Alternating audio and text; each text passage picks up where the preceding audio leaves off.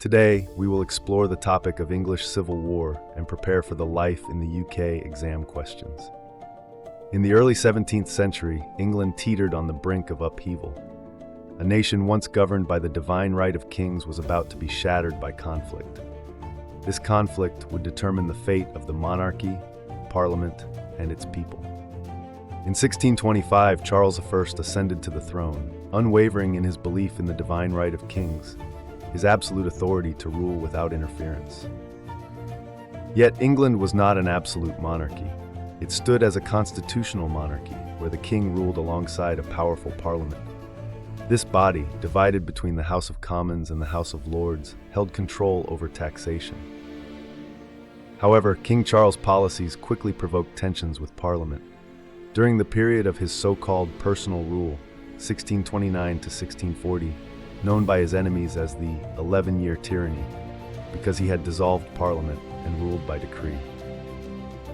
His repeated attempts to raise taxes without parliamentary consent, including the controversial forced loans of 1626 and the collection of ship money, traditionally levied only in coastal areas but extended to the entire country, infuriated MPs. Religious divisions deepened the crisis as Charles married the Catholic Henrietta Maria of France, arousing suspicion among his predominantly Protestant subjects.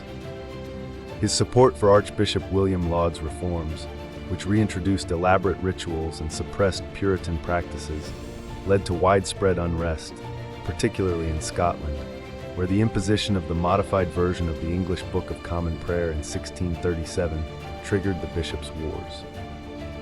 By 1641, Parliament hit a breaking point, passing the Grand Remonstrance, a list of grievances against Charles. This move exposed deep national divisions.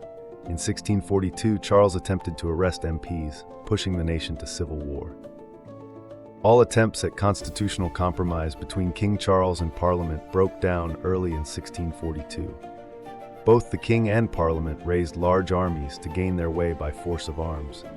The Cavaliers, loyal to the king, stood for monarchy and tradition.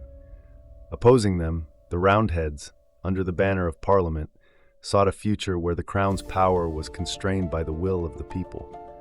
The conflict would rage for nearly a decade, dividing families, towns, and entire regions. The first major battle of the war took place at Edgehill in 1642. It was a bloody stalemate. Neither side emerged victorious, but the fighting would only intensify. The Royalists initially gained ground, but the parliamentarians, led by the strategic mind of Sir Thomas Fairfax and the brilliant military leadership of Oliver Cromwell, reorganized their forces. The Battle of Marston Moor, fought in 1644, was a major engagement in the English Civil War, resulting in a decisive parliamentarian victory. It was the largest battle fought on English soil during the conflict. In 1645, the new model army was born, a disciplined, professional force that would change the tide of war. With a relentless pursuit of victory, they shattered Royalist strength at the Battle of Naseby. It was a turning point. King Charles I, once seen as untouchable, now found himself outmaneuvered and weakened. By 1646, Charles I was a prisoner. In a desperate bid to reclaim his throne, he conspired with Scottish forces, triggering a second wave of conflict.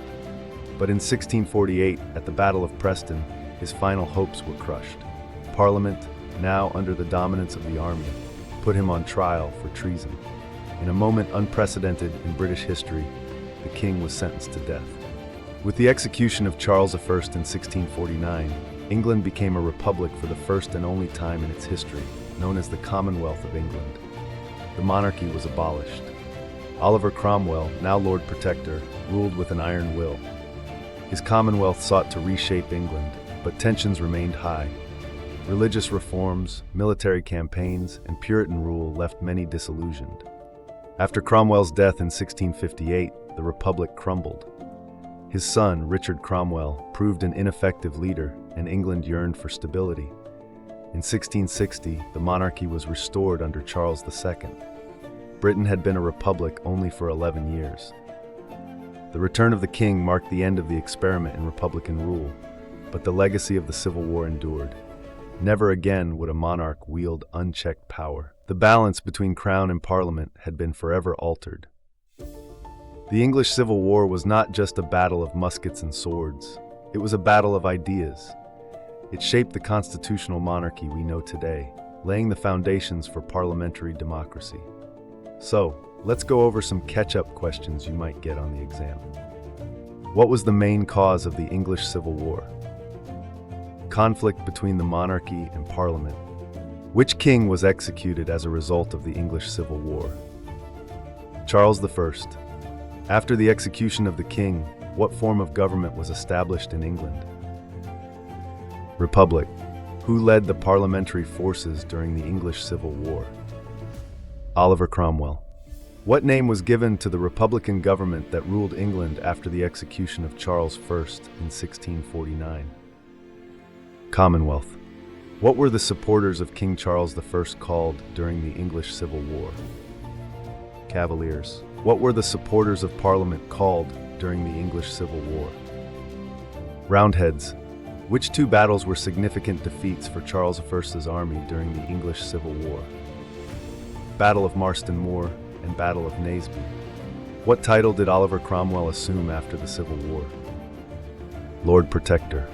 What happened to the monarchy after the English Civil War? It was abolished.